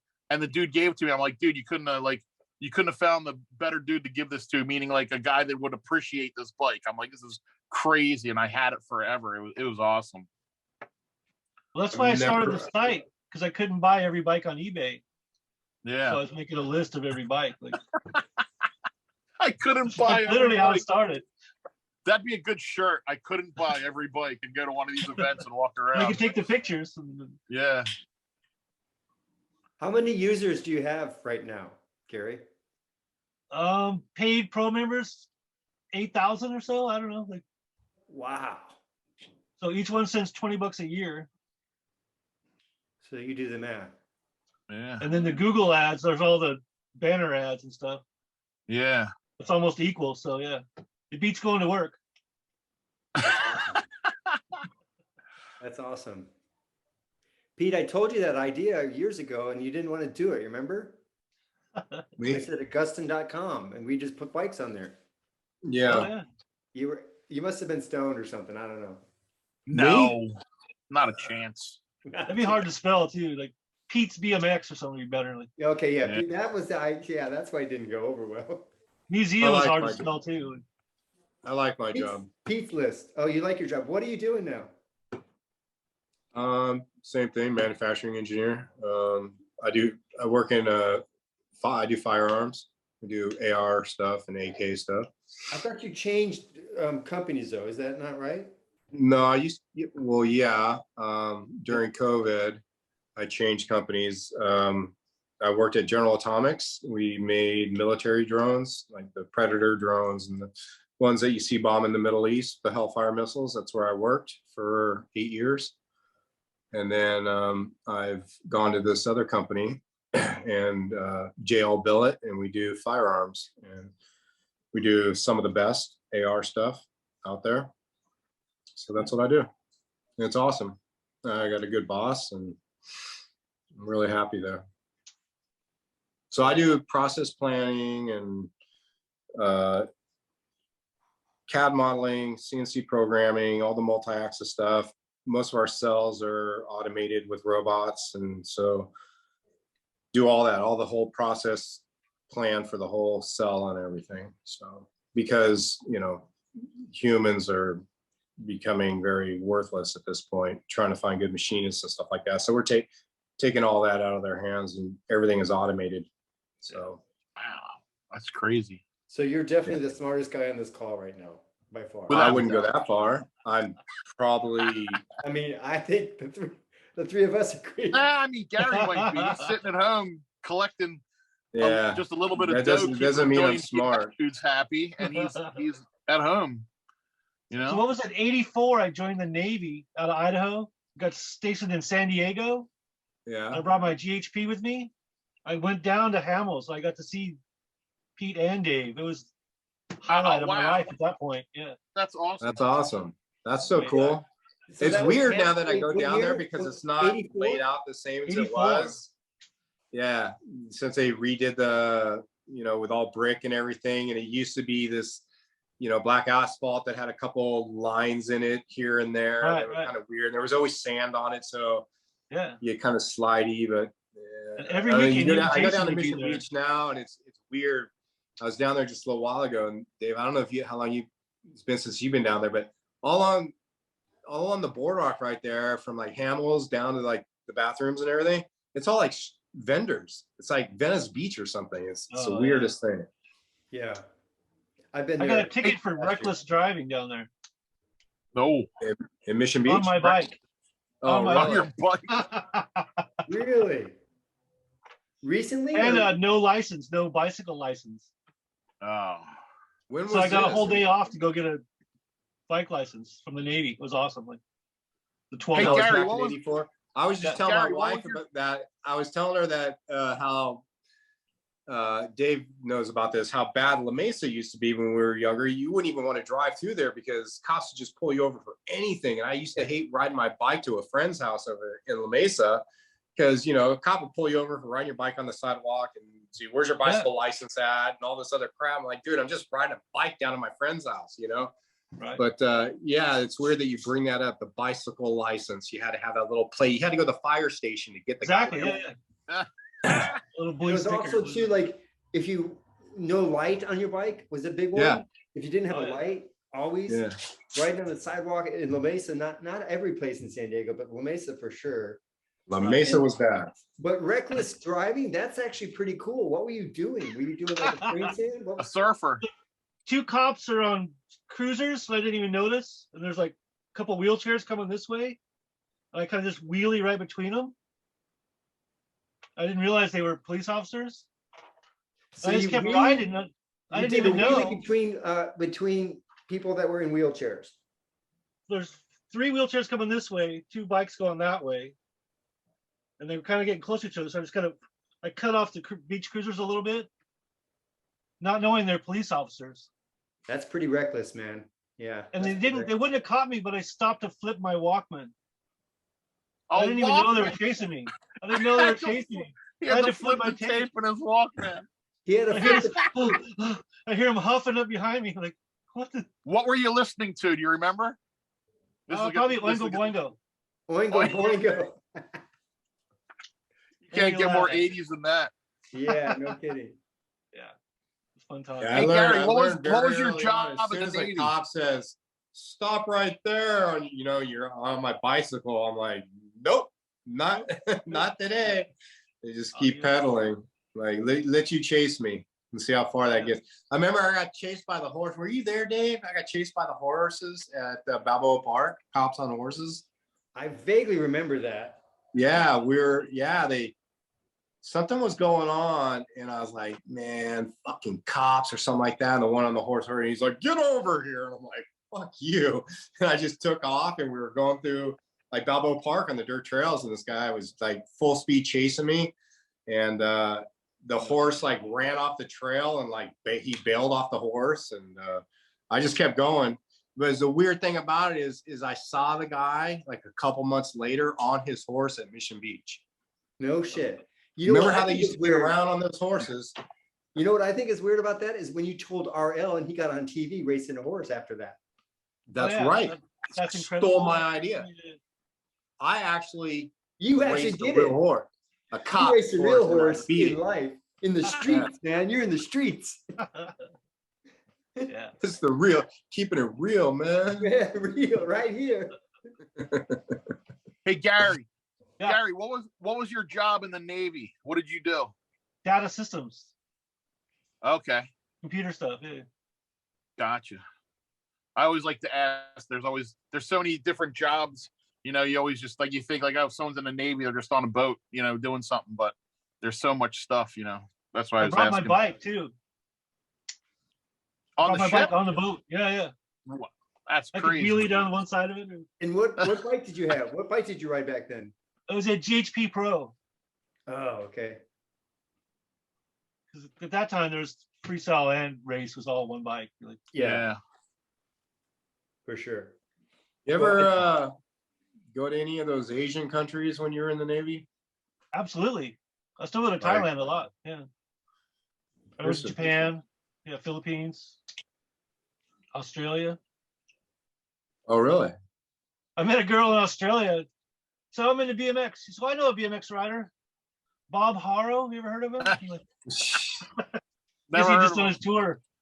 Yeah, That's cool. That was 85 or something like that. that's awesome. There's a guy at work. He's like, "So you mean to tell me you're friends with Bob Harrow?" I'm like, "I mean, we're not like best friends, but yeah, we're friends. I know the guy. I mean, I can call him up right now." Yeah, right. You know. Next thing you're going to tell me is that you know Matt Hoffman too. I'm like, I do. I know Matt Hoffman. Yeah. I can call him too right now. Yeah, right. I think I'm full of shit. Yeah. And there's so many Hey, people Pete. that tell those stories too. Huh? Like, I was full factory this, and Oh, Yeah. the bike weighed 2 pounds, and I had helium in the tires, and blah blah. Uh-huh. Hey Pete, the next old school event, I was gonna set up a lemonade stand next to Bob Harrow when he's selling his stuff. I was gonna see if you wanted to do it with me. Who wouldn't buy a 100%, lemonade man. from Ryan? 100%. We'll undercut him, man. We'll take all Wouldn't the that sales. be great? Like a That would be so $1 great. lemonade, half of it goes to charity or something. As he's like Hey. selling his shirts, I think. I mean, it'd get a couple laughs, and we'd sell some lemonade. You know? Hey, this is crazy right here. I just remembered this right here. So I went to go on this bike ride with Dave Volker had like a month ago, right? Yeah. And I said, "What time?" You know, he says, "You know, we got to meet at like 6:30 or whatever." So we get down there. Next thing you know, it's like 8 o'clock, and they're just doing shots of tequila and shit, you know. And I'm there with my son, right, hanging out, and it's just a weed fest, and everybody's just drinking and puffing. It's just clouds of weed and everything, and all these dudes on fucking tricked out SE bikes, you know, with fucking kickstands on them and shit because they don't want to lay them on the ground, you know, stuff like that. And weird people on those bikes. I saw a dude with no front tire just wheeling around everywhere. He had a hub on there, but no fucking front tire. I'm like, you're a fucking idiot. Anyway, so I'm sitting there with my son. I'm contemplating leaving because I'm like, this isn't bike riding to me at all. Not at all. Yeah. This is the first. I'm telling my son, this is the furthest thing from BMX. Okay, all these dudes on these purple and chrome bikes. It's like the furthest thing from BMX. This dude rolls up and he's got one of these super fancy bikes, and he's like the full-on cholo gangbanger, fucking teardrops, the mustache, and full-on vato, right? He's like, "Hey man, he goes, you Pete Augustine?" And I'm like, "Maybe, and I don't owe you money or anything, you know." And he's like, "Hey man, I'm the biggest Dirt Brother fan." And he pulls up his phone and he starts scrolling through all this Dirt Brother stuff that he has on his phone. No way. Dude, he's pulling up all these pictures of me and everything and showing my son. He's like, your dad was a shit, man. Your dad was a motherfucking badass motherfucker and all this shit. That's awesome. And I'm like, I'm looking at my son. See, somebody knows. Okay. So this dude, and he's like this gangbanger guy. I'm like tripping out, and he has all this stuff. And then he goes, "Man, you notice this bike?" And he shows me Chris Day's old bike, the TA that had the bash guard welded on it, but Chris had grinded the bash guard off. He goes, "I'm buying this right now, and I'm gonna fab up another bash guard and put it on there." Well, I saw it on the internet the other day. This guy, somebody posted a picture of one of these local shows, one that they just recently had here, I think where Bob Osborne was there. It was a picture. Scott Town was taking a picture of this Dirt Brother bike, okay? Oh, okay. So it's on Scott Town's page. It's that bike. This guy built that bike. This guy's like you would not want to like be walking down the street, you know, meeting this dude, like gangbanger Mexican guy, man.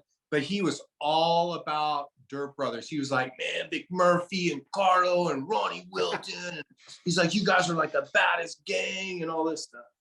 That's And so I'm cool. like, I was tripping out. Pete, I That's have a awesome. story. I have a story I need some confirmation on. So I was talking to Dylan Worsley at the One Love Jam, and we were sitting around telling stories, and he's like, your name came up. He's like, yeah, Pete's like, he's the baddest that I've ever seen. One time, it was a year that X Games was in San Diego, and at Mission Beach, there were some riders, I don't know what riders, but they got into some trouble with some Marines, some Navy guys. I know where this is going. I was telling my wife about this the other day. Okay, so you tell the story, because I want to hear what your No, version. I want to hear your version. Okay, but- so basically what Dylan said is that there's some BMXers, and I don't know who it was. Was it some Flatlanders? Was it like It was a mix of people. I know Jody Donnelly was there. I think Chad DeGroat was there. I was gonna say Chad DeGroot maybe, and who was the other Canadian rider that rode the pink bike? I can't think of his name right now.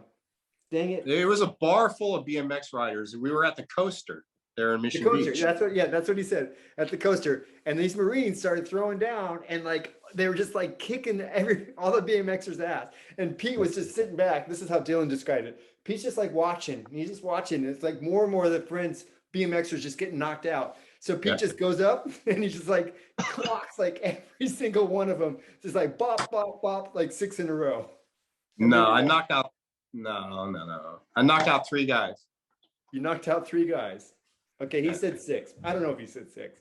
He said a bunch. I'd stick with 6. I had enough. It's I was better. watching my friends literally get the crap beat out of them in the middle of the street, like right there in the middle of the street, Mission Boulevard.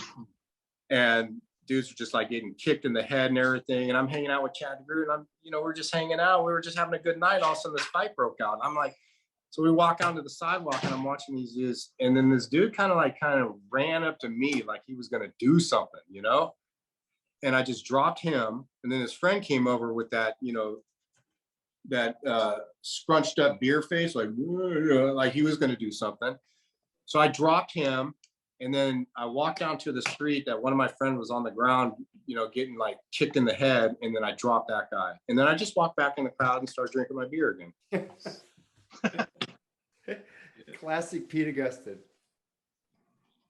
Yeah, I'm not a violent person. I don't like to partake in any of that stuff. I don't like to, I feel like you can avoid it at all costs, You don't like to instigate it, but you'll handle it when the situation needs to be handled. No, you know what's weird about that is like, I didn't even know how to fight then. Not like I do now because I train in jiu-jitsu, but I don't even know. I didn't, I think about it now compared to, I was just like some street brawler kind of guy, but now I really know how to handle myself. So it's different now. It's different now. Yeah. Cool, guys. I think we should wrap it up. Ray, what's your final words for the day? This turned out really good, even though we didn't have Joe. I think Joe's Pete with may us. talk more than me, which is I mean, great. what? I said Pete talks more than me. I love it. I was just I'm sitting back sorry. being a fan. You got me Listening. I rambling. could listen to that kind of stuff all day. Awesome. Yeah. I apologize for that. No, you don't. No, you can't apologize. There's It's no good. apologies You don't on this show. apologize for something good that happened. Yeah. Okay. We don't have we have a no apology rule on the show. All right. Oh yeah, there's no apologies. Factor freestyle. Well, you can tell when I'm and comfortable around Troy people, was I'll actually open up the and hidden talk. gem. Troy was the hidden gem today. Yeah. You know? Yeah. Looked like he was going to a Charles Manson lookalike contest. He talked a bunch. I didn't know much what he was talking about, but you know what? He seemed happy, and that's all that really matters. Yeah. You know? We got the I taste agree. of Troy. We knew what, I mean, he's at the park. He's with his kids. It was great. We just like to hear some stories. Yeah. All right, you guys, been real, man. Good seeing you, Ray. Good All right. seeing you, Gary. And Good to see you, Dave, too. love you. Always good seeing Yeah. you, buddy. Cool. Gary, I'll hit you up. Okay. I think I want to try to make it to that event. It's better for me to fly than drive, I think. Okay. Yeah. Flying to Portland or something. Maybe. Yeah. Yeah. Sounds good. Cool. All right. Pete. All right. All right. We'll see Take you care. guys. Hey, guys, Take it good easy, seeing you, guys. man. And All right, Peace out. All right. Peace out.